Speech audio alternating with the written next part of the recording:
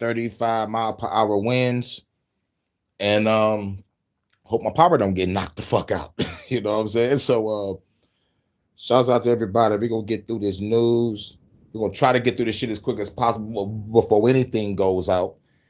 And let's see how quick we can do this. But you know we gotta play some motherfucking music. You know we gotta play some music. Let's get it. This is the HHN Special Report. And we're back again. Hey, who is it? This is Hurricane dodging the wind advisory. In the house again, said the pack of men. Ladies and gentlemen, from the left, right, we back again. Hey, hey. This is Hurricane Hood News and Reviews bringing you in the house again. Look, we going back again, back and we going back again, back and we going back again. For the very first time, don't worry if I write checks, I write rhymes. Yep. What's good? Shout out to Milestone. You already know what it is. HHN Special Report. Breaking news. I have a fucking wind advisory in motherfucking Detroit. 25 to 35 mile per hour winds and my lights flickering and shit. And my live wasn't popping for a minute. Like I'm like real shit. This shit stayed on the buffering stage. So I'm like, fuck, let me work on some music. You know what I'm saying? Drop a couple YouTube shorts and shit. You know what I'm saying? And when the shit start buffing, I'm gonna try to motherfucking do this news shit as fast as I can. Try to get this on out so I can get back to the music. Shouts out to everybody. You know, everybody coming through and everybody's gonna watch on the playback. You already know. Got the Temptations on the A track. Bars. Shout out to everybody that's gonna watch on the playback while I listen to Temptations on the A track. Okay, you motherfucking stupid. But anyway, shout out to everybody. Another breaking news: a synagogue got attacked and shit in my state, I think. And I'm like, oh shit, they doing this false flag attack. Even though like some people did get hurt, man. You know all this psyop shit. It's like we just bombed Iran, right? So now niggas are attacking synagogues. I'm like, if your gripe is with the government, attack the military, attack the police, the National Guard. Well, you know, like president. Why the fuck are you attacking synagogues? You know, but they keep on leaning towards this religious war shit. But a motherfucking synagogue just got hit in my state. I need to look more into it. But you know, that was breaking news. I was just walking past the TV. It said synagogue fucked up and shit. I'm like, God damn. Like, what the fuck? Shout out to low key. I was like, man, what the fuck? But the real breaking news is I hope my power don't go out because we got a fucking wind advisory. We got a fucking wind advisory, 25 to 35 mile per hour winds in this motherfucker. So I got to use my God of wind powers to put a fucking wind barrier around my shit and make sure my shit don't get cut off. Keep everything charged up so just in case shit do go off, I got a goddamn flashlight on my cell phone. You know. So I hope everything is cool where y'all at. You know, like we're supposed to got some snow and rain today. They was like, fuck that snow. We're gonna give y'all a little bit of rain, but we're gonna fuck y'all up with this wind though. We're gonna knock some power out in some places. So like, and the wind advisory don't end to drum roll, please. 10 o'clock. 10 o'clock. So I got another 5 hours, 6 hours? Yeah, I got 6 hours of this shit. And my YouTube live wasn't even popping, you know, cause like I could have went live fucking like 3-4 hours ago. You know?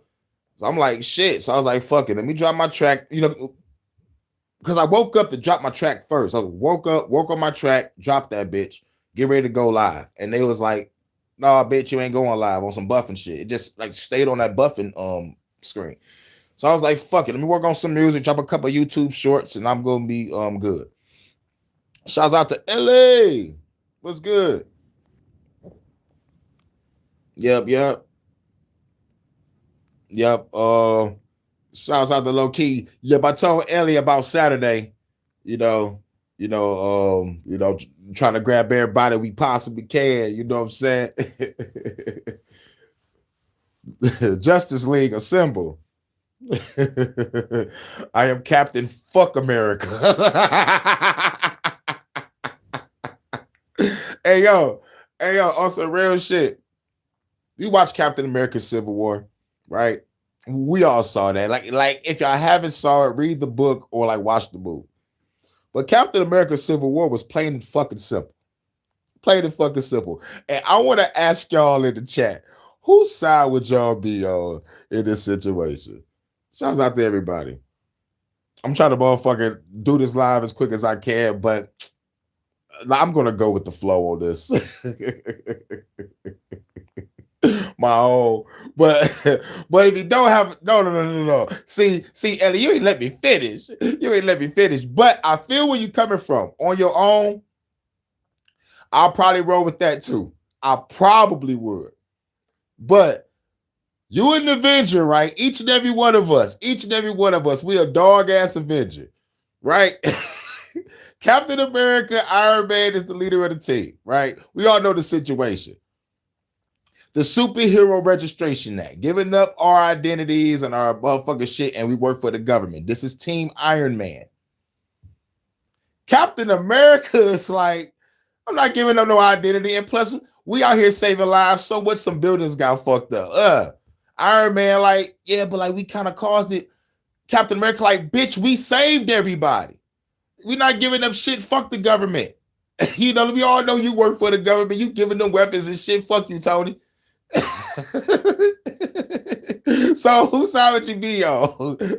Iron Man with the government or Captain America saying fuck the government, but we on a run, but like, she might be like, we got powers, you can kick a nigga ass, but still though, like, we on a run. from Iron Man and the motherfucking other superheroes and the government and the police. But going with Ellie's idea, shit, we going off grid with this shit. I'm going to an island somewhere and getting the fuck away from this Civil War, because in a comic book, a motherfucker died. I forgot which superhero died, and that shit stopped everything. They was like, oh, nigga, this shit went too far. They couldn't really do this shit in the movie. But the comic book, oh, man, the Civil War in the comic book was crazy. Read the book. The movie was all right. I'm more of a Captain America Winter Soldier type of fan. Whoever did the choreography on that shit was lit.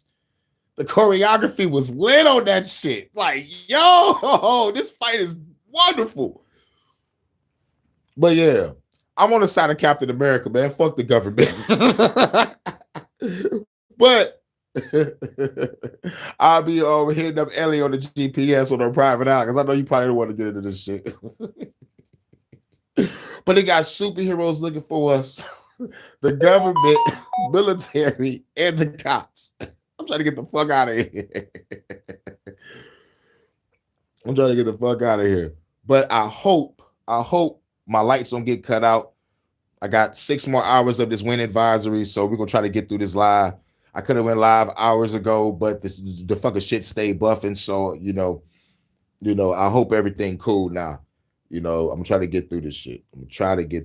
Y'all. But we gotta play some music. Just dropped the new track. Let's get it. Wait. Let's go. Baby girl, you're my number one. New exclusive. Got 2 new exclusives. You already know what it is. Baby girl, you're my number one. You stay far away from the government. All I wanna say, baby girl, you're my number one. Bring it higher. Make love night and day, baby girl, you're my number one. Baby girl, you're my number one. Finest girl I ever seen, it's like a dream. She was very assertive, she wanted the road with me. Overseas, love beaches, the nice breeze. Smoke weed, nightcap, a nice scene. Touch your body, get love your body, get so hypnotic. So erotic, I'm getting litty, no doubt about it. Episodic, she's so exotic, and so I got it. She going up and down like hydraulics. New position, she bending over, I'm getting litty. I can't do resistance, but me and you in it. Can you dig it, then know you feel it, high potential. You and me together, it is so essential. In my temple, we fucking vibe the instrumentals. Create our own new song when I'm in the middle. Not a fiddle, baby, I bleed like a missile. In the bedroom, girl, you know my credentials. All I wanna say, baby girl, you're my number one.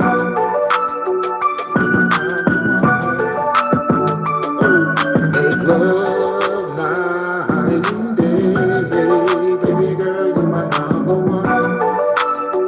You're my number one, baby girl, you're my number one. Love making, yeah, I got your legs shaking, so amazing. Turn up the heat, baby.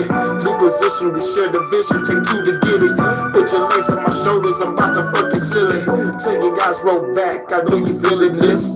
While we both get lost in these instruments. Best sex, relieve the stress, girl, you the best. Rewrite the Kama Sutra, let's do the test. Feel the frequency, synchronicity, sexual energy. Got the universe saying we got meant to be. Creating nirvana, we leave the same sour. We in a whole new realm so we can love proper. Can't stop us, time travel, call me the doctor. Operating your body, baby girl, it's an honor.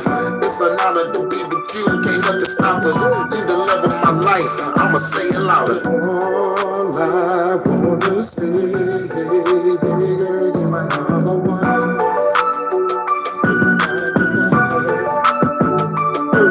Make love night and day, baby girl, you're my number one. You're my number one.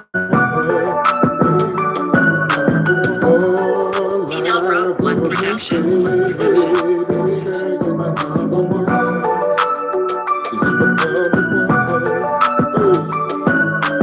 Love night and day, baby girl, you're my number one.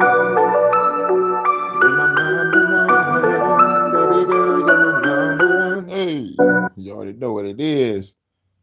Let's get it. You already know it's a vibe. It's a vibe. Take to that second track.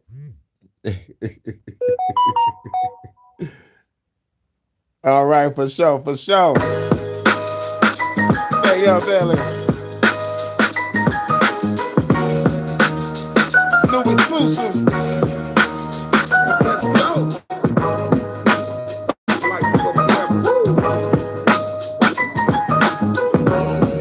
Lifestyle of a rebel.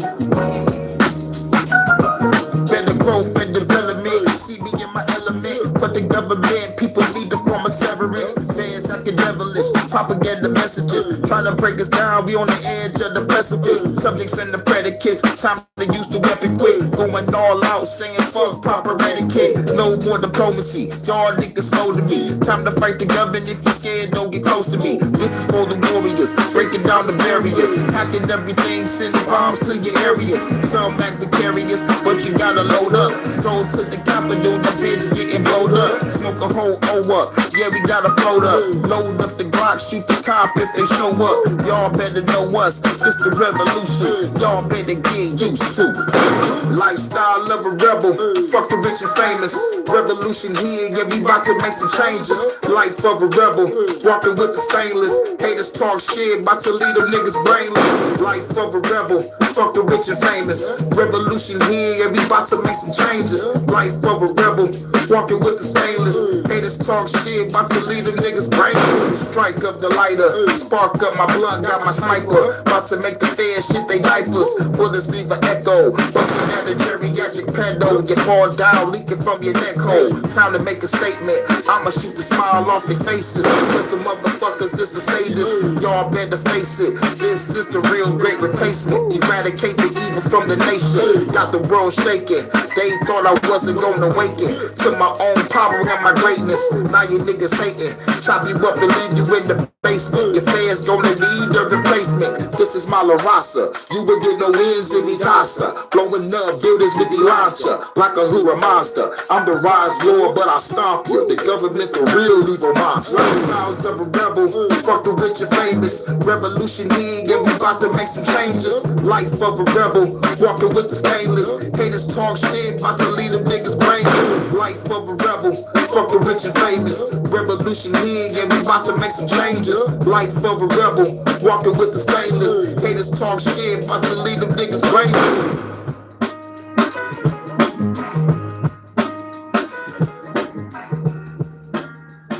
Shouts out to everybody.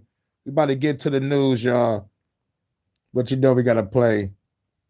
No, fuck that. Let's get to this news real quick. Fuck the bullshit. I'm under a fucking wind advisory. Let's try to get through it. Let's try to get through it. All right, hold on. What was this? Back to the channel. Caroline Levitt with cross around neck. Nope. We did that yesterday. I ain't putting no names on it. I just fucking recorded it. All right. I guess I was 10, so it starts from there. So we'll have to go here.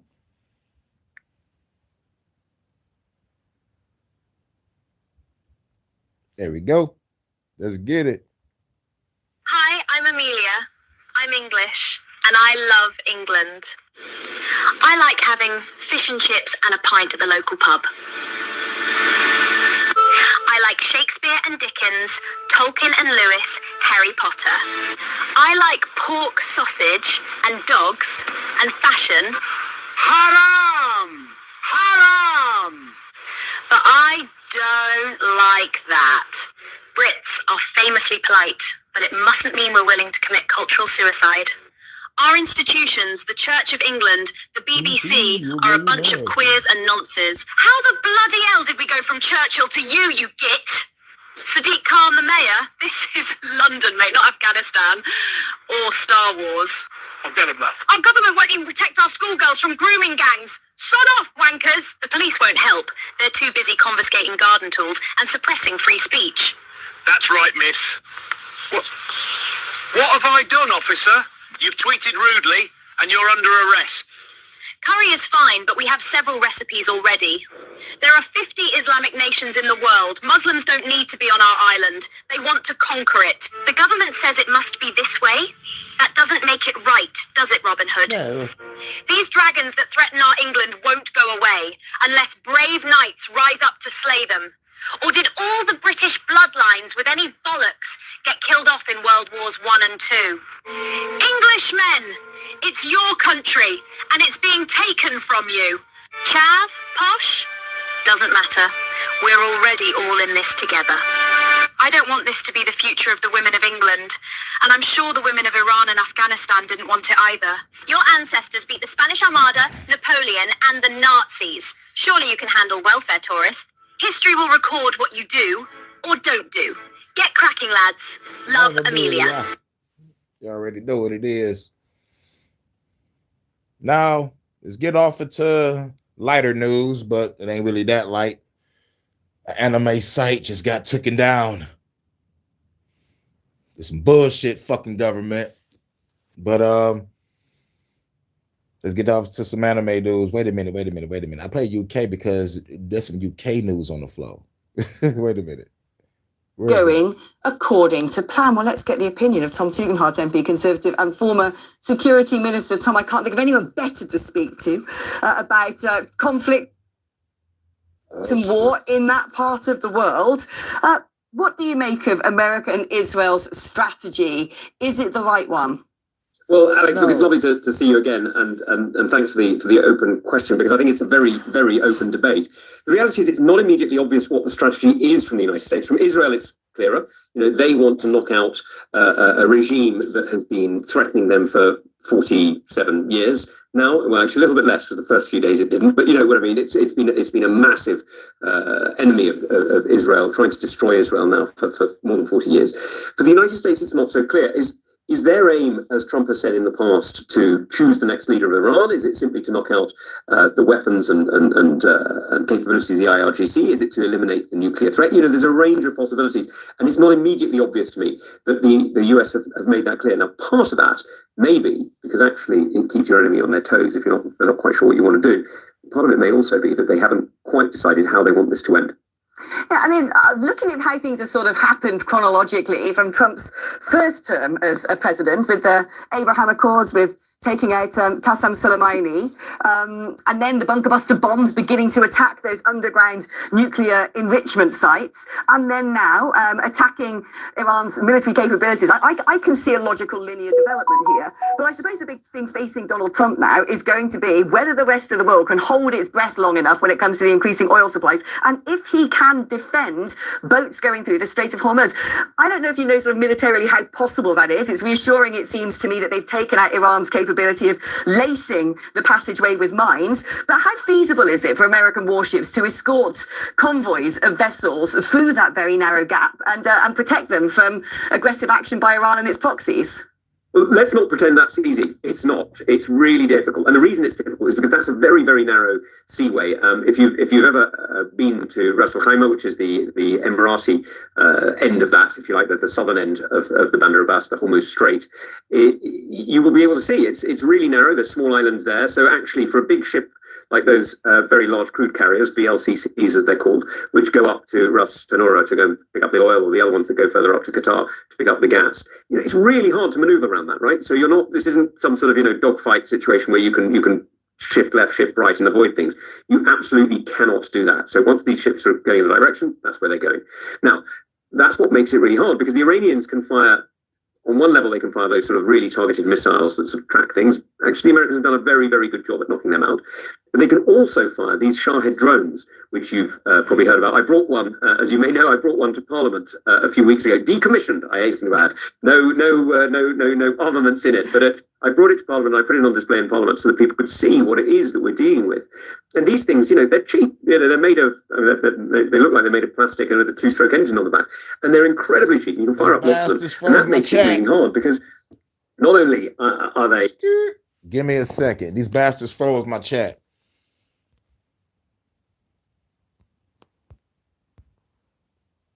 All right, there we go. What up, though? What up, though? If it ain't one thing, it's another. Yeah, like this is what I don't like. This the sneaky shit. It's like, fuck, we ain't gonna kick you out. We gonna make you think everything is going on cool, but your chat ain't gonna move. Bars. Yeah, they, perfectly capable of doing enormous damage to ships in a tight area. But because they are cheap, you can put up an awful lot of them.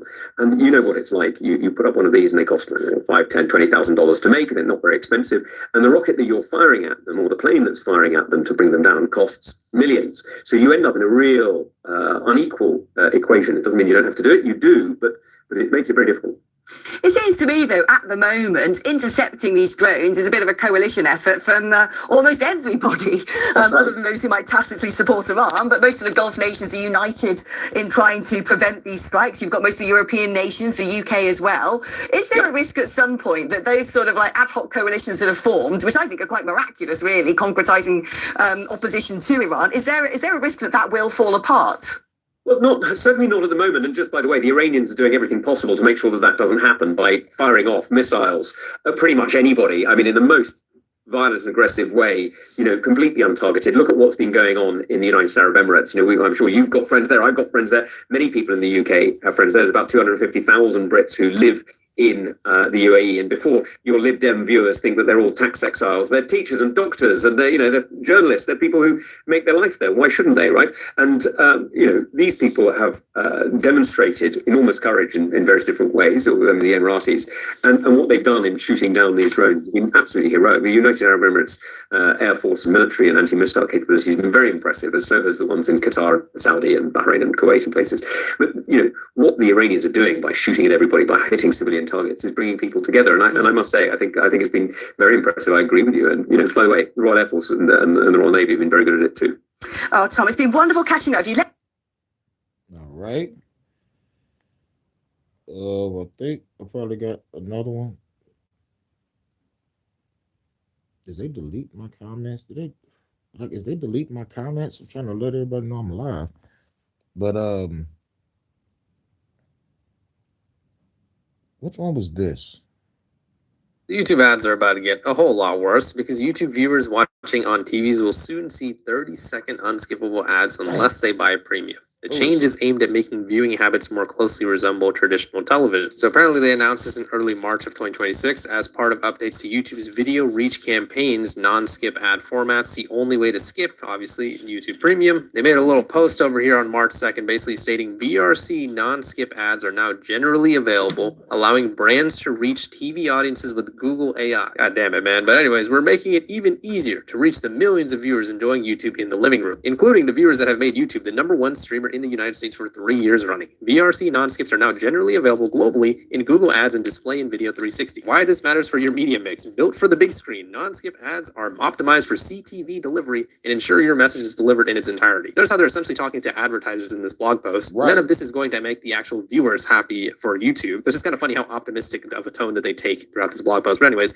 AI-powered optimization. Google AI dynamically optimizes between 6-second bumpers, 15-second standard, and 30-second CTV only non-skippable ad formats, ensuring your campaign reaches the right audience at the right time. It's more like ensuring that we can't watch a video on YouTube properly. Drive better performance. AI-powered precision helps drive greater efficiency across multiple non-skip ad formats, delivering more unique reach and impact compared with manual mixes of single-format campaigns. So basically, this is all about the ad money, and it's basically just a big FU to all the viewers of YouTube. YouTube's whole crusade for making ads as possible on YouTube has been a thing for years now, but they have recently been making a very large push. You guys have seen me talk about ads a lot throughout my YouTube videos. For about a year or two, they added pause ads on videos and they started making the ads actually longer. Anybody who had an ad blocker on YouTube and still does are getting glitches where their homepage has like all the thumbnails blacked out, or sometimes it'll just say this content isn't available, try again later. Sometimes it'll just say ad blockers aren't allowed on YouTube. They also have a bunch of AI ads as well that are completely littering the platform, and a lot of them are actually pretty NSFW as well. Clearly, YouTube doesn't screen for the types of horrible ads that show up on their website. And even more recently, about a week ago, I made a video where a lot of people reportedly on mobile were getting ads as kind of like a permanent bottom left part of their YouTube videos. Holy crap, man, I get it. Like, I'm a content creator myself. Obviously, the ads help us make money, but when it gets to the point where a YouTube viewer doesn't even want to watch a video anymore because the ads are so crazy, it's actually hurting the content creators more than it is helping us. Right. And also, a lot of content creators like myself, we also watch videos too, and I have to admit, not only is YouTube making videos essentially unwatchable by having 38 of them in each video, but they're also trying to actively throttle your YouTube client or your YouTube browser on desktop to make it so you're not actually going to have an ad blocker. And what is this always about? I mean, it always comes back to the same thing with YouTube,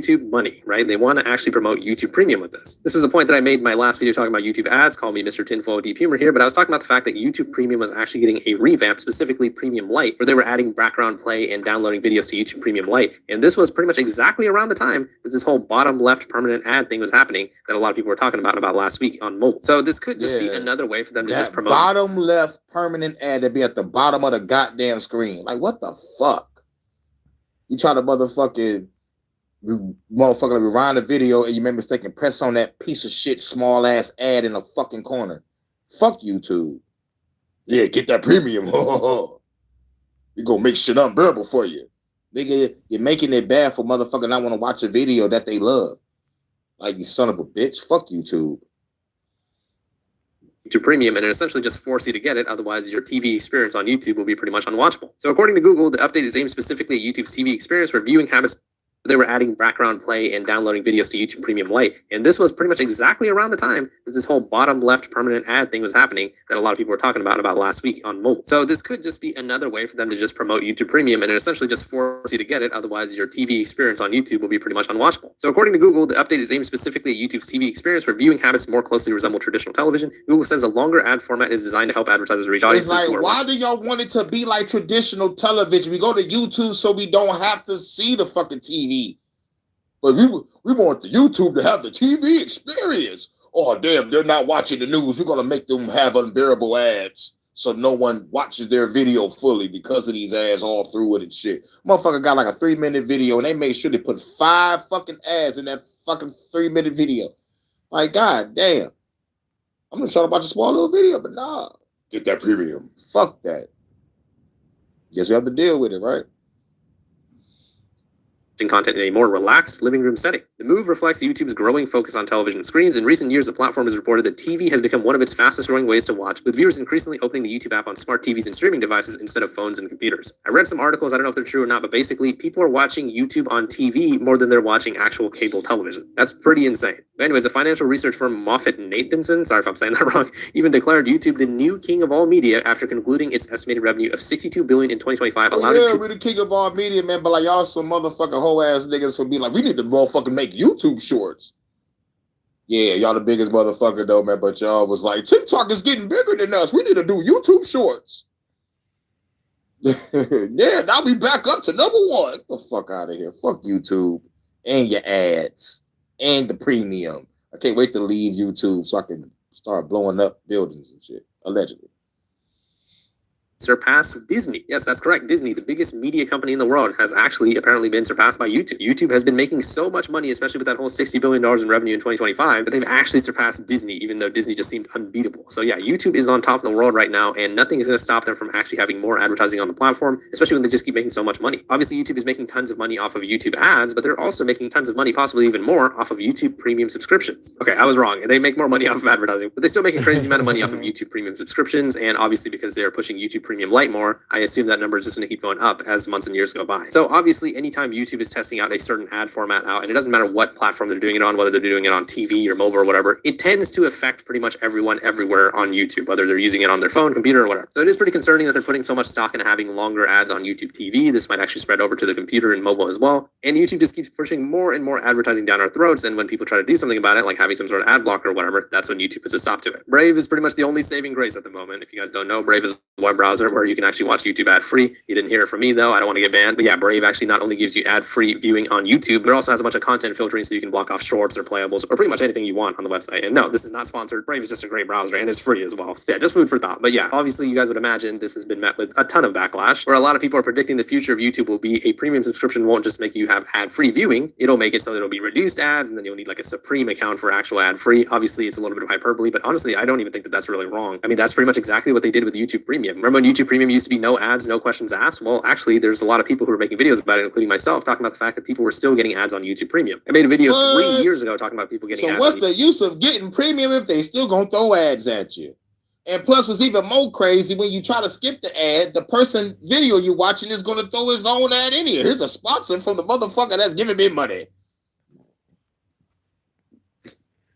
YouTube Premium, and I don't even know if YouTube Premium Lite was even a thing at the time. But then YouTube later clarified that, oh, that means that you won't get ads on videos, but you might still get ads on like the homepage and stuff like that. So it's like a whole semantical thing that was going on. Apparently, if you want completely ad-free viewing, then you get YouTube Premium, but YouTube Premium Lite is if you want a cheaper option. I don't know. I mean, YouTube is just trying to make so much money. I mean, they are already making so much money, so it's just crazy that they want more and more and more. I understand that's how business works, but that's why YouTube really is a viable competitor, to make it so YouTube just doesn't keep completely disrespecting their viewers and saying screw you to all of our opinions and feedback. So yeah, let me know what your guys' thoughts are on the situation.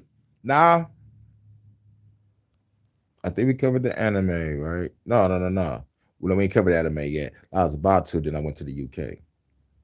Now let's cover anime. The world's largest anime pirate site has officially went offline earlier this morning, and if you try to access the site right now, you're greeted with the message, it's time to say goodbye, and thank you for a wonderful journey with great moments. Now, what makes this entire situation very fascinating is that 7 days ago, the United States government listed Hi Anime as one of the most notorious piracy threats for the second consecutive year. So for those that need some context here, last year in 2025, there was a listing of multiple different sites, what had high traffic, what was the most high trafficked, piracy site, and Hi Anime was basically at the top of the list. And so this is the second year in a row that Hi Anime has basically been called out by the United States government that it is a very high visited site on the internet, and that it is a very notorious and well-known piracy threat for anime. And so when you have something like this come out 2 years in a row, and this happened 7 days ago, there's an article on it and a Reddit post on it, and then suddenly, earlier this morning, we're greeted with the message, it's time to say goodbye, and thank you for a wonderful journey with great moments, you start to wonder if the situation with the United States government listing it as a threat is correlated to some degree. Now, it could be a coincidence. It's possible. There is a percentage chance of that. However, I feel like the government of the United States listing it as a threat? Are you serious? Get the fuck out of here. An anime site is a threat. Get the fuck out of here, man. I'm done. As a threat definitely makes a lot more people that were unaware of the site becoming aware of the site, and then in turn trying to take the site down, which gets into the elephant in the room. So obviously, even if it's not correlated what the United States government listed for high anime, at the end of the day, anime piracy sites go down often. Like, for instance, you'll have them operating maybe for a few years, and then suddenly they nosedive, they die. Let's look at the recent situation of, for instance, Bato, a manga piracy site that went down, and even the creator themselves is criminally investigated in China. And by the way, there's been an update. Apparently the person has been criminally charged, and I believe is about to go into prison. So the Bato operator, like the creator of Bato, is literally about to be in prison, at least from my understanding of what I saw an update about a few weeks back. But back into the main topic, we have seen time and time again that piracy sites, they go down and, a new one will arise from the ashes. It's like a hydra, so to speak. You cut off one head, 3 more pop up in its place. And that's more or less what's going to happen here, is that High Anime is a mainstream, high-profile anime piracy site, and because it got so popular, so well used, it flew too close to the sun. And if you fly too close to the sun, you're too easy to access, that site will be hammered down into the dirt and deleted, so to speak. And that's probably what's happening here. Now, there is some conflicting information coming out about High Anime, which that's why we try to say, if you find an anime site that's low-key, try to gatekeep the shit. Don't send too much traffic to it, because the government gonna be like, yeah, you don't be cracking down on anime, get up! You know what I'm saying? So, but a nigga about to go to fucking prison in China? That's nigga over at anime, man. Y'all trying to crack down on motherfucking anime. It ain't even harming nobody. Like, y'all actually killing people through the food, through the water, through the air, through the sea. This is people escapism. This is people lives work. But it's a threat to national security. Get the fuck out of here. Y'all want us to motherfucking be radicalized and kill y'all motherfucking government niggas. Y'all want us to do it. Y'all want us to do. Y'all tell me our freedom of speech, freedom of expression, and our escapism. Bitch, what do you expect the motherfucker to do? Start shooting. Let's go. Want to get into right now, because a lot of you that are watching this video and aware of the situation might already be going into the comments and telling me I'm wrong about the situation and High Anime is going to be coming back. So there is a Reddit post on the subreddit for High Anime Zone that has the moderator of the Reddit making this type of statement about the situation. And this is what they have to say. Greetings, everyone. There appears to be an issue with the website at this time. Kindly refrain from panicking or disseminating unofficial or unverified information. We are monitoring the situation and attempting to obtain further clarification as of the moment. We will provide updates regarding the situation in due course. We appreciate your patience and cooperation. Just say server crash. Our server crash, we need to fix it, we'll holler at you. Or, we're being investigated by the fucking government. Don't panic. We might be back. I think we got money to beat this case. I think. But don't panic. But if anything do go wrong, I'm going to send y'all a link to another special site. Gatekeep that shit. I'm out. Peace. I'm going to send y'all personal email. I don't know how that's going to go. But fuck the government. During this time. Now, this is, once again, an official moderator of this subreddit that is affiliated with High Anime. And they're basically saying that the site will be coming back to some degree. There appears to be an issue with that website this time. Kindly refrain from panicking and stuff. It kind of seems more or less like the site isn't officially gone. It will come back. However, I really much doubt that. And the reason why is because the official message on the site right now, if you were to search it up, it literally says, it's time to say goodbye. Right. And there is nothing more, final than basically that. Now, there is speculation that apparently the team that is a part of this piracy site might be changing domains or something like that. Who really knows? Right. They could have been hacked. But the point here is that High Anime will die eventually. Even if this is not necessarily the end and the site will come back to some degree, maybe in the next day or two, it will eventually just nosedive and die. And this is why when it comes to piracy sites, this is why if they become too well known, they will die. Thankfully, there's quite a few piracy sites that I'm well aware of that have been operating for well over a decade plus. And they've been coasting very clear because obviously it's not very easy to access these sites and understand how to use them. But they pretty much have even more than whatever High Anime can ever offer. But back into the main topic. The point here is that High Anime will eventually die. It's only a matter of time. And I feel like if anyone thinks that it's going to be around forever is lying to themselves. However, what I do wonder about the situation is that if the operator, or in this case, the creator of High Anime, is potentially in legal trouble. I mean, let's look at the situation with Bato, and that the literal operator is criminally investigated within China. I wonder if the creator of High Anime is having something very similar happen, because it's very obvious, at least in the last year and a half, there's been more pressure put on reining in anime and manga piracy. It's definitely been a lot more extreme as of late, and Japan takes this stuff very seriously, like extremely serious. Like, I feel like one of the worst crimes you commit, honestly, for at least what I've seen, is basically pirating anime or manga in Japan, because that's like, anytime it comes to anything like that, they will throw the book at you and throw you under the jail. So I feel like in this case, they have definitely gotten a lot more extreme in the last few years, especially with how popular and well-known anime has become, and I feel like that's why they've gotten even more strict with it. And so I do wonder if whatever's going on here has something to do with the leader of the site potentially being the book thrown at them, so to speak. But I will leave it at that. At the current time, we don't know if the site will come back or not. I mean, we have conflicting reports from the moderator team, but once again, we don't really know. When a site says something like this, all you can really say is that it's donezoed. But be safe, stay healthy. Yep. The government just took down the site. So it's like basically, you know, it's like in Japan and in China. In China, they fucking treat piracy like it's like you got bricks of coke. Like you got bricks of coke and you smuggling. But what you expect if you taking away freedom of speech and freedom of expression and a person escapism, a motherfucker got no choice but to pirate some shit. Y'all crack it down on some shit that's not even harming anybody. This is why I think motherfuckers crack it down on anime, try to do it for the kids when it's a parent's job to monitor the fucking children, but the government is treating the parents like children also. Oh no, they go like, we're monitoring you and your children, and we're going to crack down. Like, fuck that. These are people's livelihoods. The United States government is involved. A nigga got locked up for having anime in his phone on his way to a fucking convention. Nigga was coming from Ireland to New York for a convention. He get locked up for the anime picture in his phone of the person convention. It's like the convention is for the chick in the phone. So it's like, what in the frosted mini fuck? And I'm going to keep on bringing up, y'all locked up an old lady, 70-something years old. I think she was 78 for a Facebook post or a Twitter, X. Yeah, censorship like a motherfucker. Y'all not about to take my censorship. It's like, shit, I'm trying to work on a motherfucking anime myself. And it's going to be very what the law people, lobbyists, or the fucking government, parliament like to say, problematic. No, it ain't problematic. Y'all niggas is gay. That's what I think. Y'all motherfuckers gay. What's wrong with a beautiful woman? But y'all had motherfuckers over here in the United States asking a question.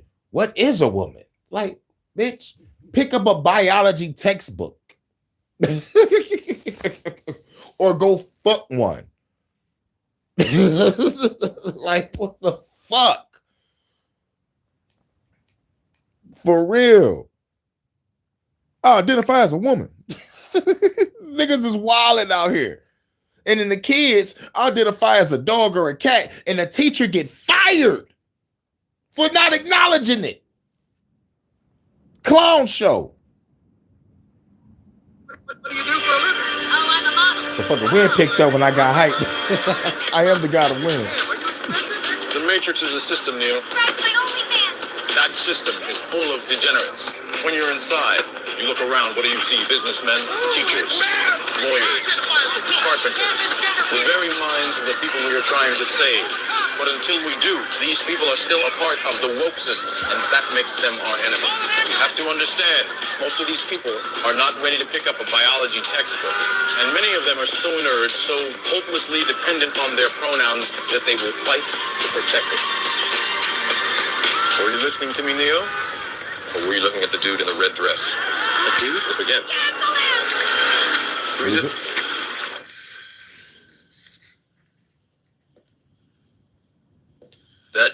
That wasn't a woman? No. No. It's another training program designed to teach you one thing. If you are not one of us, you might marry one of them. What are they? Transformers. They can move move in and out of any gender, regardless of their chromosomes. That means that anyone coming out of the female bathroom is potentially a ladyboy. Inside the Matrix, they can identify as anything, but in reality, it's just delusion. We have survived by hiding from them, by running from them. But they are the Diddy parties. They are guarding all the doors while they are touching all the kids, which means that sooner or later, someone is going to have to fight them. Someone. I won't lie to you, B. Every single man or woman who has stood their ground, everyone who has fought this agenda got canceled. But where they have failed, you will succeed. Why? I've seen an agent identify as a concrete wall. Men have emptied entire clips at them and hit nothing but air. Yet their strength and their speed are still based in a world that is built on rules. Because of that, they will never be as strong or as fast as you can be. What are you trying to tell me? That I can dodge lawsuits? No, Neo. If you identify as an innocent human being, you won't have to. I identify as an innocent human being.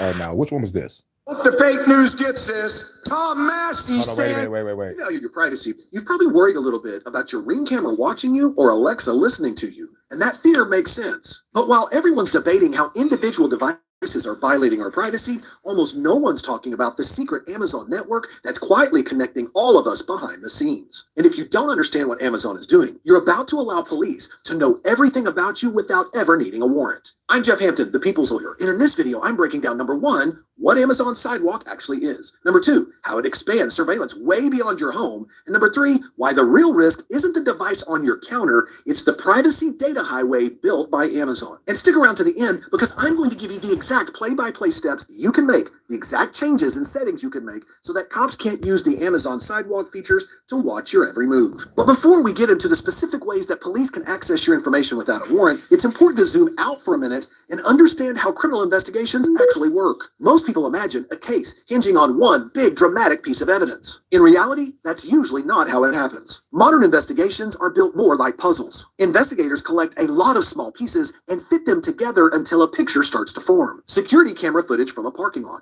plus credit card transactions, plus cell phone tower pings. And years ago, building that picture by investigators required a lot of physical legwork. Officers might follow someone for days, sit outside a house, or knock on doors asking neighbors if they've noticed anything suspicious. Today, much of that same reconstruction can happen from behind a desk. Why? Because so much of our daily life runs through digital systems, and those systems keep records. Private companies routinely collect and store data as part of providing normal services. That's why you see meta ads for treadmills after you just spoke to your friends about losing weight. But when investigators gain access to those data sets, they can search them, cross-reference them, and start building a timeline. They might be able to see when you left work, whether you stopped somewhere on the way home, and what time you arrived. Not because one device captured everything, but because multiple systems captured a fragment of each part of your day. That layered approach is called stacking, and it's a central part of how criminal investigations are performed today. Location pings for mobile devices suggest where you might have been. Cameras indicate you might have been there. License plate readers show your vehicle passed through an area. Each digital source answers a slightly different question. And on their own, none of these data points tell a complete story. But after you layer them together, what looked uncertain in isolation now becomes a story for the police when cross-referenced. And once your devices get integrated into that shared ecosystem, they stop being independent gadgets and they start functioning like an infrastructure. A quiet, persistent highway of your personal data.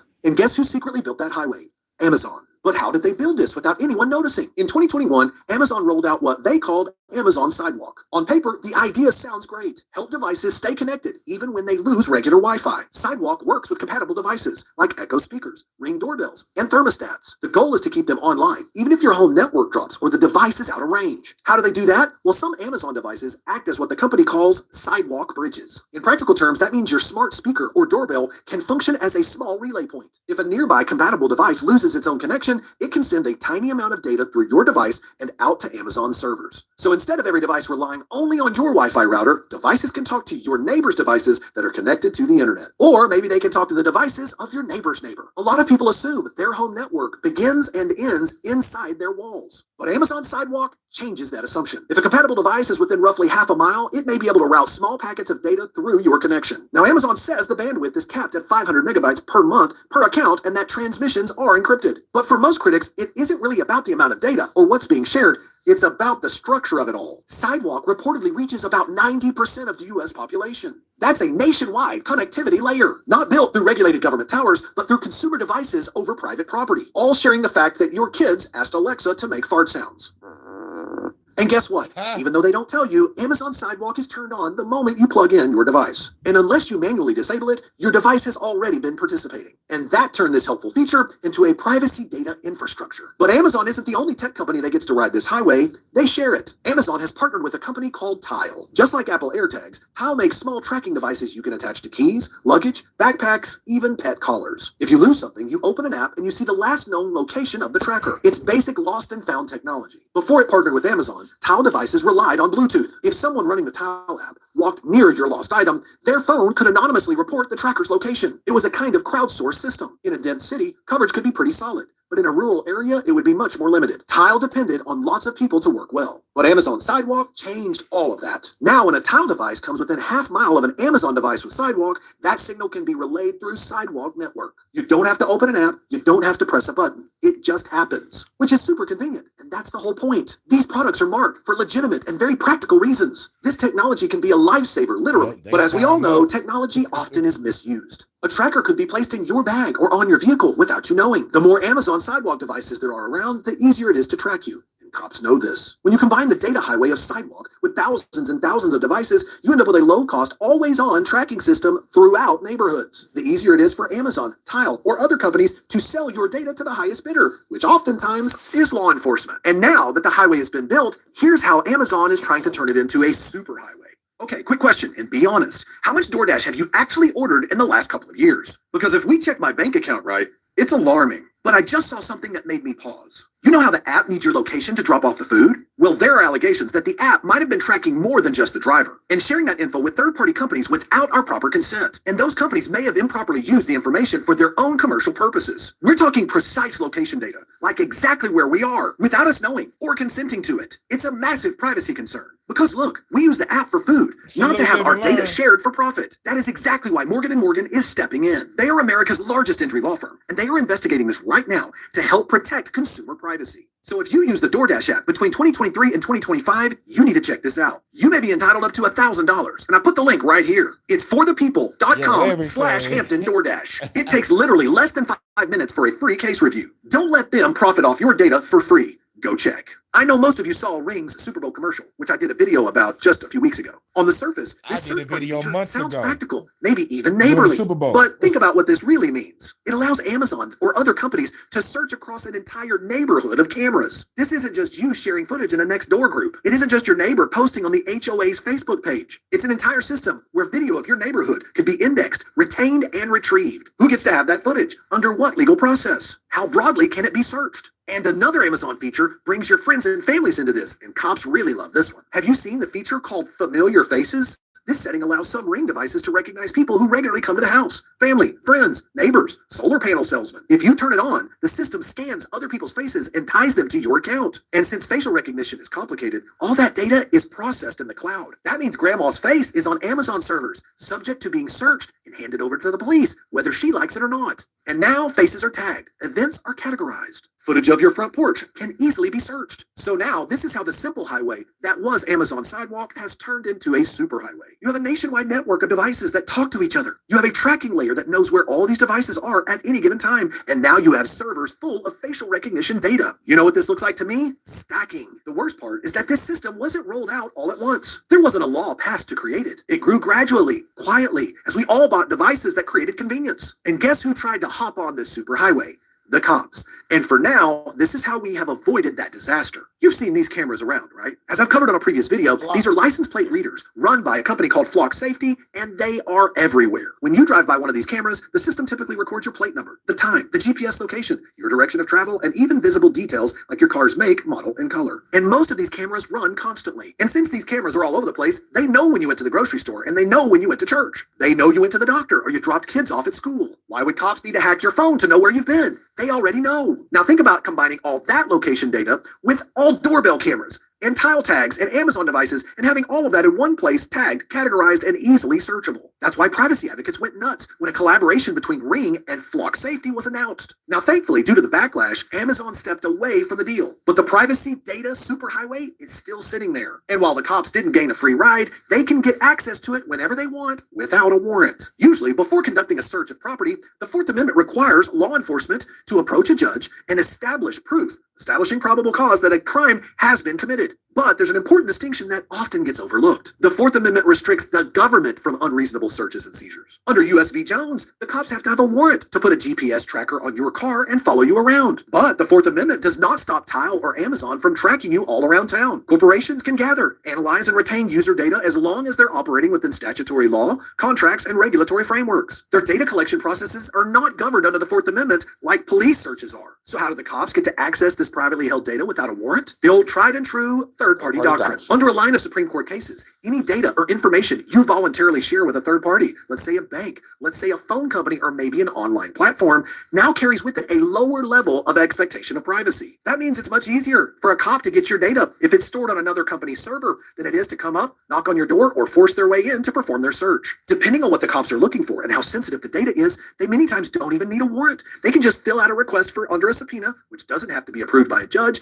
or they can just buy it from a data broker, or they can just ask very nicely, and many times these companies hand it over. So what can you do about this? The good news for you is you're not powerless, but you must be intentional because most of these systems are designed to be convenient, which means all of these features are turned on by default. If you care about minimizing your exposure and actually protecting your privacy, you're going to have to go in manually and turn off these settings. Step number one,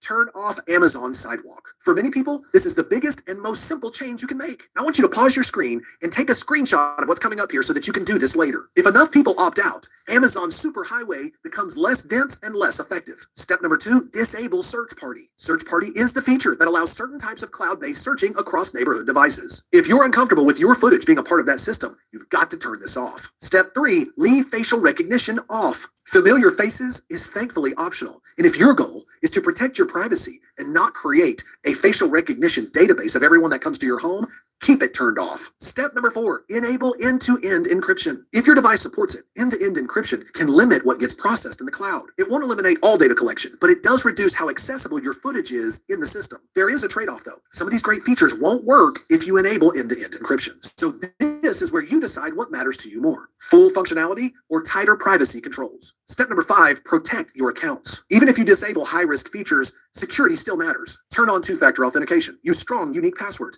Keep your router firmware updated. Because if someone gains access to your account, they may be able to change settings, re-enable features, or gain access to whatever footage you have. And finally, step number six, don't voluntarily share footage. Ring has a feature that allows police departments to send out broad requests to people within a particular neighborhood. You might receive a notification that says something like, police are investigating an incident that occurred between 8 p.m. and 10 p.m. Would you like to share relevant video? That request is voluntary. You are never required to hand over your footage unless there's legal documentation forcing you to do so. And look, this is where many people pause, but then still click yes. The instinct is understandable. If I didn't do anything wrong, then maybe I should help. If I refuse, that will make me look suspicious. What harm could it do? But here's what most people don't think about in that moment. You don't know the full context of that investigation. You don't know who else is under suspicion. You don't know how your footage might be interpreted, edited, reframed, or combined with other data. The cops might just see whatever they thought they wanted to see, and now you're the prime suspect in their investigation. All because you were trying to be helpful. Speaking of Amazon Sidewalk being bad, did you know that cops are using geofencing technology to track your location data and follow your every move? Check out this next video where I break down. Yeah. And also real shit. Y'all know today is Friday the 13th. Jason goes to work. But also, I'm in Detroit.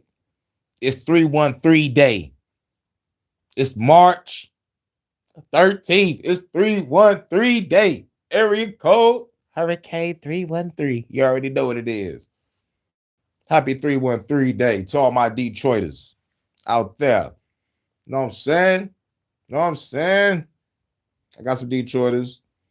Subscribe. Shout out to Megatron. Shout out to Mr. Gamble. You already know what it is. Shout out to Chances Make Champions. Shouts out. You know what I'm saying? Detroit. You know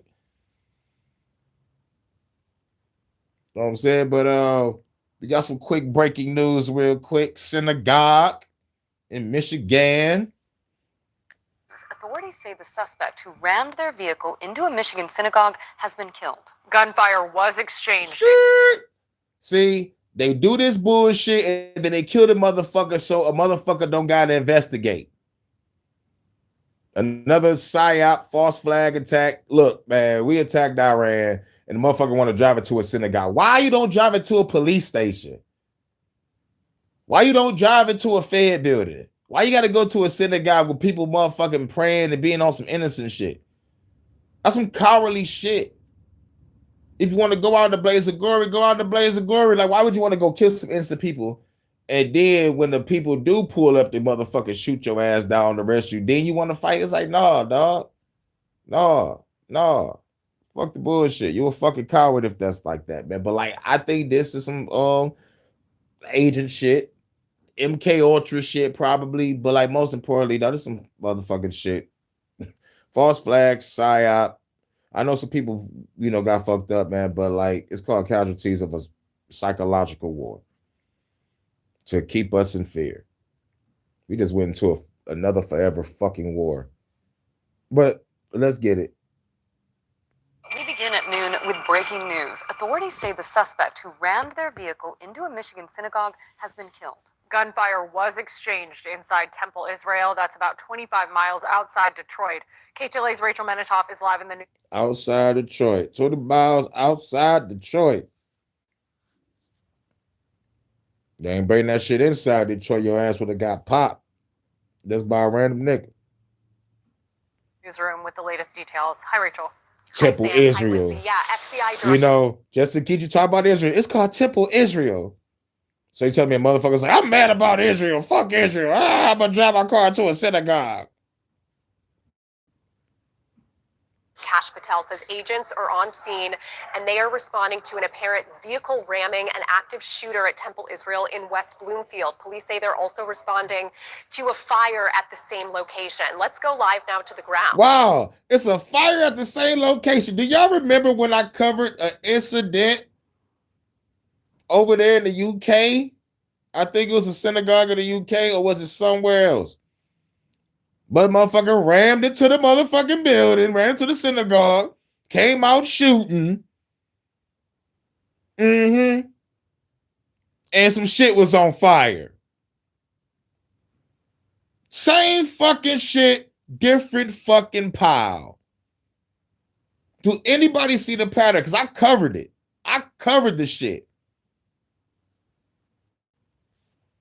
There was like, man, that whole motherfucking synagogue was in flames. How the fuck would one motherfucker do that? No, dog, they had some shit planted.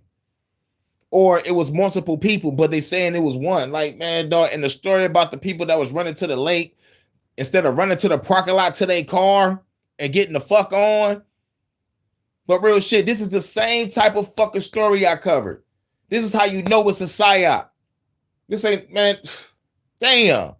Another person ram into a synagogue, start shooting, and suddenly shit is on fire. Get the fuck out of here. This is the same fucking shit. Same fucking story I covered. Same shit, different pile. Where you're going to see a large law enforcement fire presence. This happened around 1 o'clock Central Time. The county sheriff spoke to media and said at least one person is believed to have rammed a truck into the front of the building, fired shots, and then engaged in a shootout with a security guard. The security guard was struck by the vehicle, taken to a hospital, and is expected to be okay. Police believe the shooter is dead at this point. CNN is reporting explosives may have been found in the back of the suspect's vehicle, and this is what might have ignited a fire.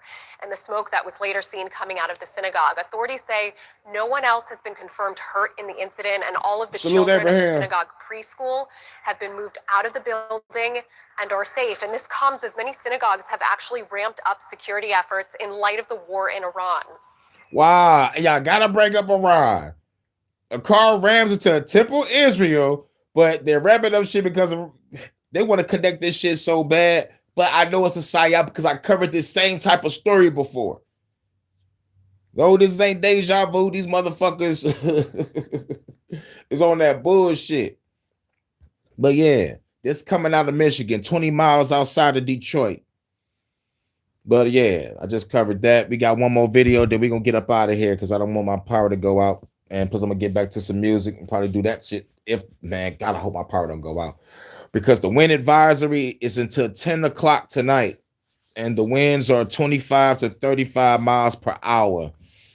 This wind advisory is a bitch. My lights was flickering and everything. You know what I'm saying? But keep everything charged up, keep everything cool. We should be good. Last video. Hope the fake news gets this. Tom Massey stands with the ladies of The View. Tom Massey stands with the ladies of The View. Mr. President, we stand with you. Fight, fight, fight. USA! USA!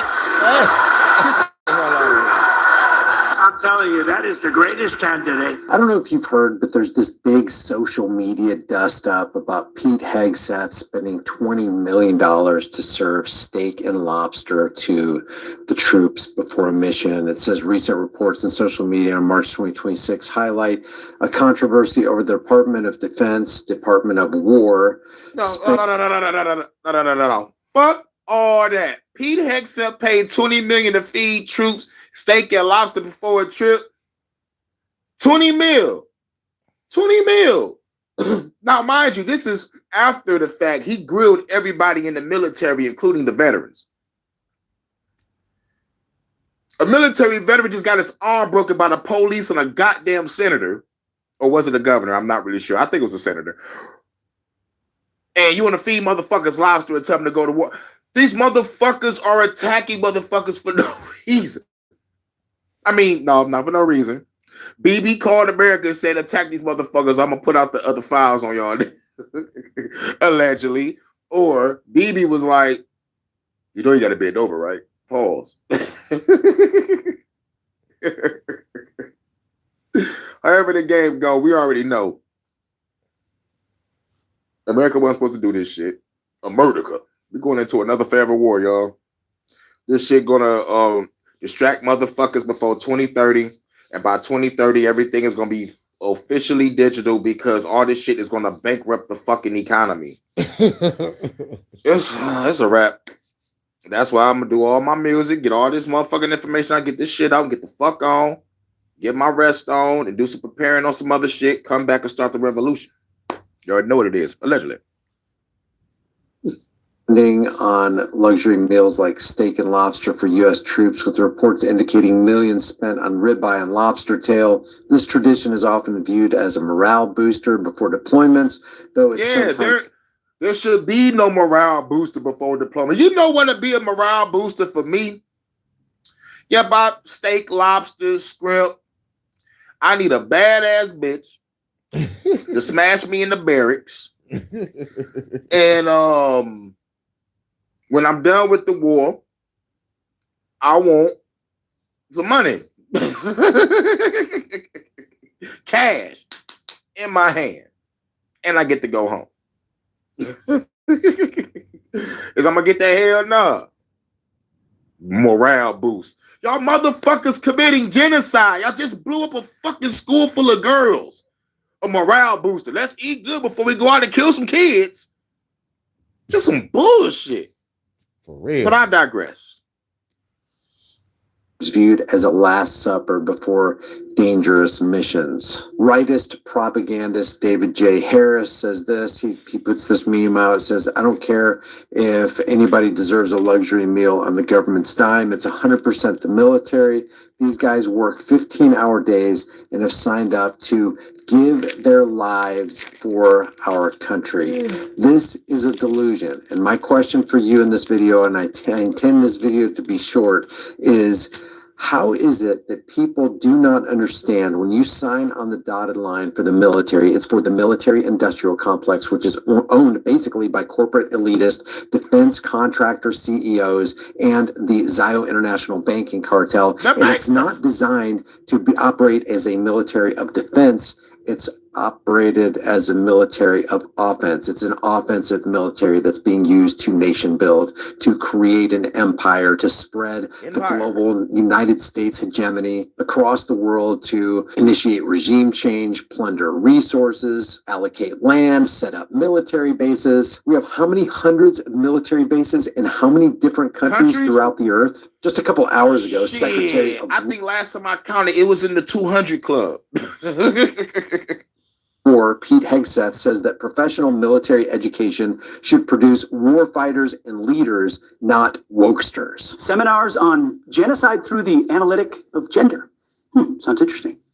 So-called whiteness studies. Courses that celebrate the history of Hamas, where a professor calls Islamist militants and their attacks astounding and incredible. Graduate studies that focus on the abolition of law enforcement. Classes on leadership that are just recycled garbage from the old DEI, diversity, equity, and inclusion playbook.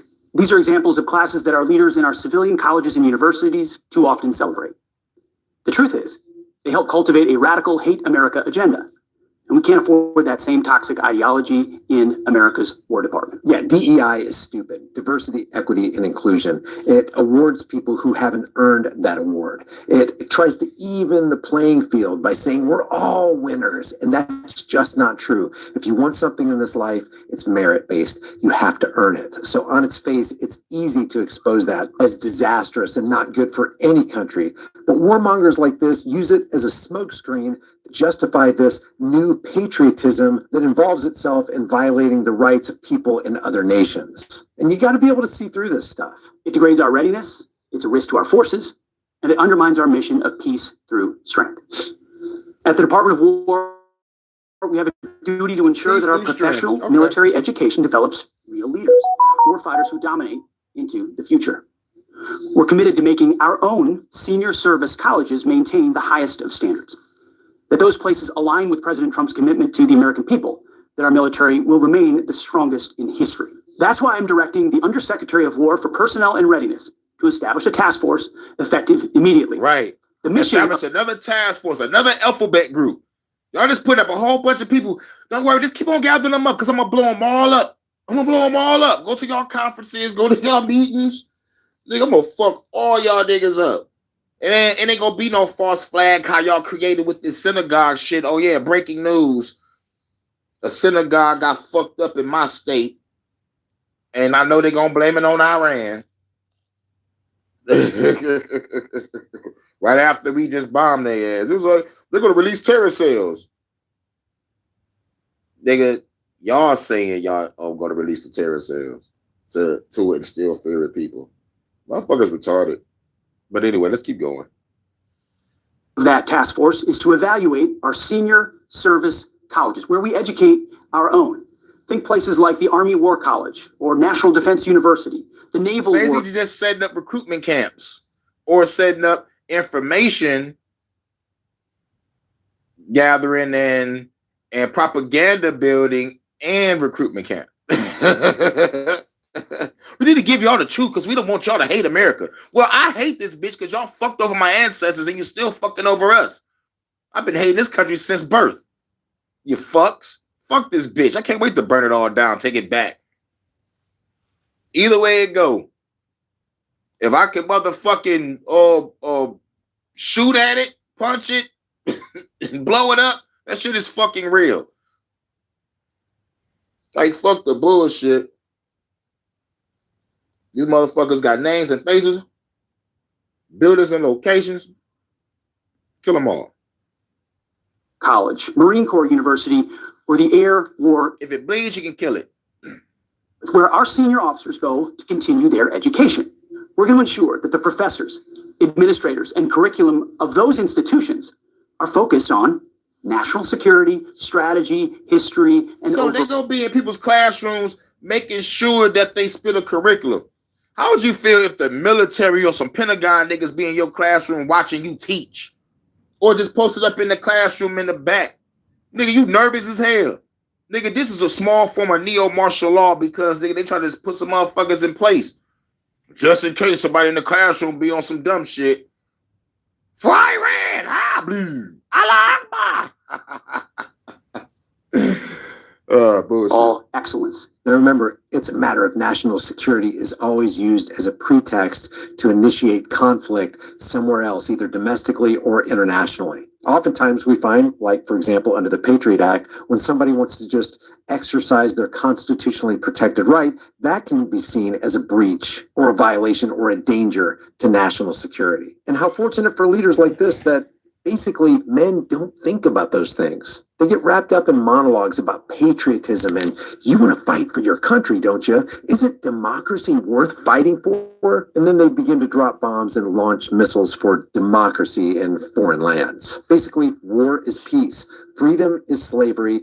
Ignorance is strength. Confirm that high standards and meritocracy are forefront, and make sure that what we've seen in our civilian institutions never surface in our military education institutions. Trust me, I've heard the stories. I know some of our own. Okay, so it ain't just regular colleges, it's military colleges. Okay. But eventually it's going to leak over to real colleges and there's going to be motherfuckers in their classrooms like, yeah, bitch, you better teach this shit, right? Okay, cool. I have to hear this shit again. Senior service colleges, some of those that I just listed, have similar courses and similar ideologies. We need to rip them out, and we're going to. This task force will have 90 days to assess whether our senior service colleges, the list I just provided, are actually effective. They're going to identify any deficiencies and make sure they're focused on core national security issues. Get ready for we want military leaders who are critical thinkers, that have studied the principles on which our founding fathers established this republic. The end of June. And this motherfucker P. Hex said he want critical thinkers. What? Y'all don't want us to critically think. This is why we're dissecting your whole regime. Y'all don't want that. That's why y'all lying and doing cover-ups. Y'all talking about y'all want some critical thinkers. Then y'all gonna fuck around and motherfucking shoot at each other in that motherfucking Pentagon. Talk about some critical thinkers. Oh, it's funny. The military industrial complex. What y'all mean critically think? Y'all don't want nobody to think. Y'all want motherfuckers to be drones, robots, and kill innocent people. This motherfucker just said critically think. Okay, we use our critical thinking, comprehension, and common sense way more than the government, their police, their military, and the leaders that is funding them to do the bullshit that they doing to us. God damn. They're educated and prepared to win wars. Win wars. Well, I don't mind winning a war if the war was brought to us and we are defending ourselves. Right. But if you're going to use the military industrial complex to start wars and demolish global economies and raise prices on Americans, you're not spreading democracy. You're spreading chaos. And lest we forget, Pete's boss is this guy. And let me just remind you about this email from Jeffrey Epstein to Larry Summers about Donald Trump. And keep in mind, this is evil, vile monster Jeffrey Epstein and his opinion about a guy that he knows and he was good friends with for, according to Trump, 15 years. Recall, I've told you, I've met some very bad people. A very bad person is saying he's met some very bad people.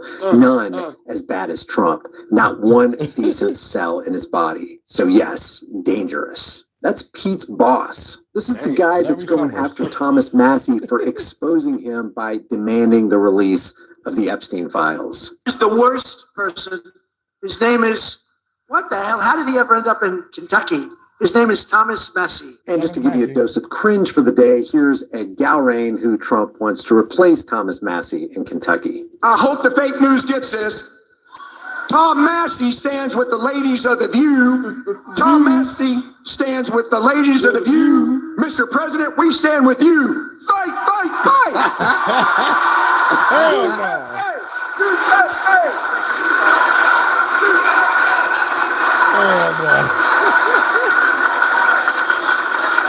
I'm telling you, that is the greatest candidate. And in case you're not familiar with Major General Smedley Butler's book, War is a Racket, let me just read you a couple of excerpts on what the most highly decorated military major general had to say about how he was used by the military industrial complex, not to benefit Americans, but to benefit the powers that shouldn't be. He says, war is a racket. It always has been. It's possibly the oldest, easily the most profitable, surely the most vicious. It is the only one international in scope. It's the only one in which the profits are reckoned in dollars and the losses and lives. He says, I spent 33 years and 4 months in active military service as a member of this country's most agile military force, the Marine Corps. I served in all commissions ranked from second lieutenant to major general. And during that period, I spent most of my time being a high-class muscle man for big business, for Wall Street, and for the bankers. In short, I was a racketeer, a gangster for corporatism, actually. And how was he used? He says, I helped make Mexico and especially Tampico safe for American oil interests in 1914.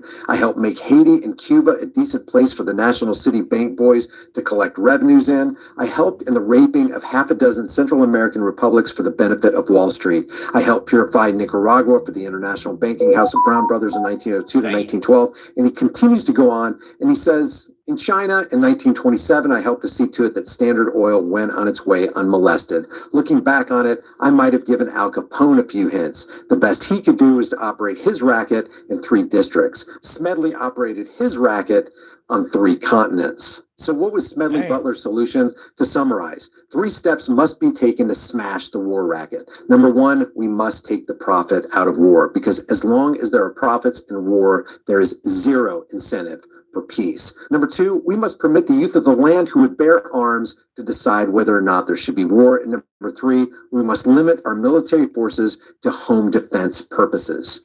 And just to show you that Donald Trump doesn't give a damn about you or how high a price you have to pay for gas and food and just getting by in life, he says the United States is the largest oil producer in the world by far. So when oil prices go up, we make a lot of money. Who's making a lot of money? Not you, not me. Donnie and his boys are, though. We are living in a live clown show. Maybe the best thing we can do is unplug, get up from our seats, and leave the big top and the 3-ring circus. Leave your thoughts about this for the world and the global thought. Yep. And that's the last of the news. Let's get off into it. We're gonna play the new tracks. We're gonna play the 2 new tracks, and we're gonna get up out of here. Let's get it. Start first track. New exclusive, just dropped it today. Then I'm gonna play the second one that I dropped yesterday, and then I'm gonna get up out of here and get back to the music. I'm glad my lights ain't popped out. We still got lights, y'all. New exclusive. Baby girl, you're my number one.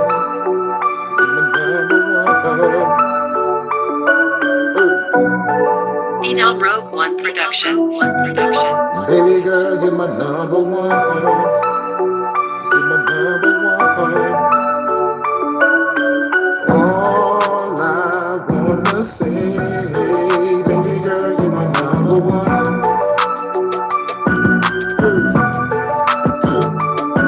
Make love night and day, baby girl, you're my number one.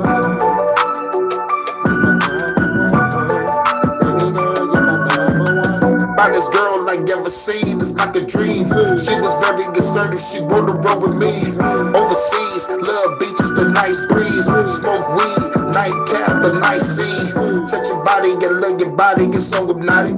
So erotic, I'm getting ditty, no doubt about it. Episodic, she's so exotic, and so I got it. She going up and down like hydraulics. New position, she did it over, I'm getting lit it. I can't do resistance, but me and you in it. Can you dig it? Feeling high potential, you and me together, it is so essential. In my temple, we fucking vibe the instrumentals. Create our own new song when I'm in the middle. Not a fiddle, baby, I'm bleed like a missile. In the bedroom, girl, you know my credentials. All I wanna say, baby girl, you're my number one.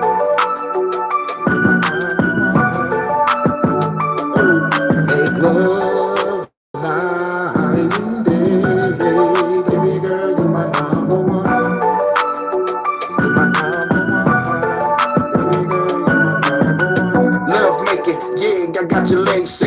So amazing, turn up the heat, baby.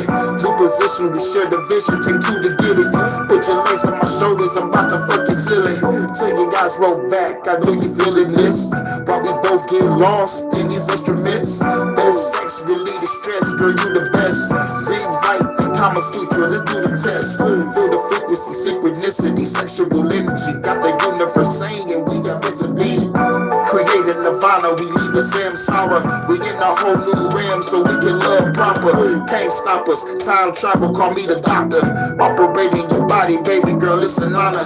It's an honor to be with you, can't nothing stop us. You the love of my life, I'ma say it louder. All I wanna say, baby girl, you're my number one.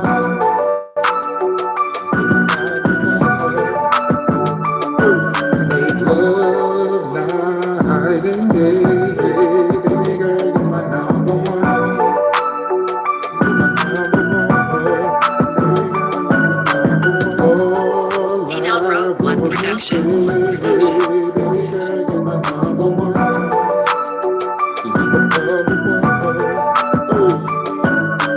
Love night and day, baby girl, you're my number one.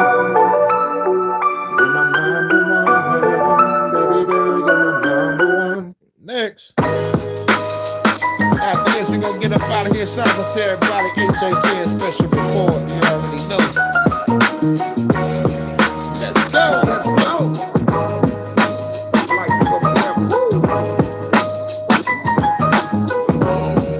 Lifestyle of a rebel. Number one. Better growth and development. See me in my element. For the government, people need to form a severance. Fans acting devilish. Propaganda messages. Trying to break us down. We on the edge of the precipice. Subjects and the predicates. Time to use the weapon quick. Going all out. Saying fuck proper etiquette. No more diplomacy. Y'all niggas slow to me. Time to fight the government. If you scared, don't get close to me. This is for the warriors. Breaking down the barriers. Hacking everything. Sending bombs to your areas. Some act vicarious, but you gotta load up. Stole to the Capitol. Bitch getting blowed up, smoke a whole O up. Yeah, we gotta float up. Load up the Glock, shoot the cop if they show up. Y'all better know us, this the revolution. Y'all better get used to. Lifestyle of a rebel, fuck the rich and famous. Revolution here, yeah, we about to make some changes. Life of a rebel, walking with the stainless. Haters talk shit, about to leave them niggas brainless. Life of a rebel, fuck the rich and famous. Revolution here, yeah, we about to make some changes. Life of a rebel, walking with the stainless. Haters talk shit, about to leave them niggas brainless. Strike up the lighter, spark up my blunt, got my sniper. About to make the fans shit they diapers. Bullets leave an echo, busting at a geriatric pedo. You fall down, leaking from your neck hole. Time to make a statement, I'ma shoot the smile off their faces. Cause the motherfuckers is the sadists. Y'all better face it, this is the real great replacement. Eradicate the evil from the nation. Got the world shaking, they thought I wasn't gonna awaken to my own power and my greatness. Now you niggas hating, chop you up and leave you in the basement. Your fans gonna need a replacement. This is my La Raza, you will get no wins in mi casa. Blowing up buildings with the launcher, like a Hura monster. I'm the rise lord, but I stomp you. The government, the real evil monster. Lifestyles of a rebel, fuck the rich and famous. Revolution here, yeah, we about to make some changes. Life of a rebel, walking with the stainless. Haters talk shit, about to leave them niggas brainless. Life of a rebel, fuck the rich and famous. Revolution here, yeah, we about to make some changes. Life of a rebel, walking with the stainless. Haters talk shit, about to leave them niggas brainless. Shouts out to everybody. You already know what it is. We about to get up out of here for your announcements. About to get back to work on some music, and probably might drop a couple more YouTube shorts if I can, and if I get back to it, I might have another song later, hopefully. If not, it'll be done tomorrow. We got no Detroit After Dark tonight, but it's gonna be a Detroit After Dark for 2. Hey, Vonta, my UK correspondent.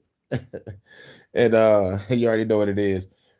But shouts out to everybody coming through and everybody gonna watch on the playback. Shout out to Luke Key, Live and Learn, Abraham, Ellie came through, Casino.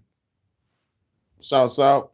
And I'll catch y'all in a minute. And y'all know how we end it. Mic check. I walk around the streets with my black tech down by the waistline. Look at the hype shit. I never claim to be the best type of rapper, but I have to show the motherfuckers what I'm after. I'm after the gold, and after that, the platinum. Beef after that, Hurricane G packs the gat, son. Blah. Trigger bang bang. It's the HHN Special Report. Much love to my guy, this Vonta, my UK correspondent. See y'all in a minute. Peace.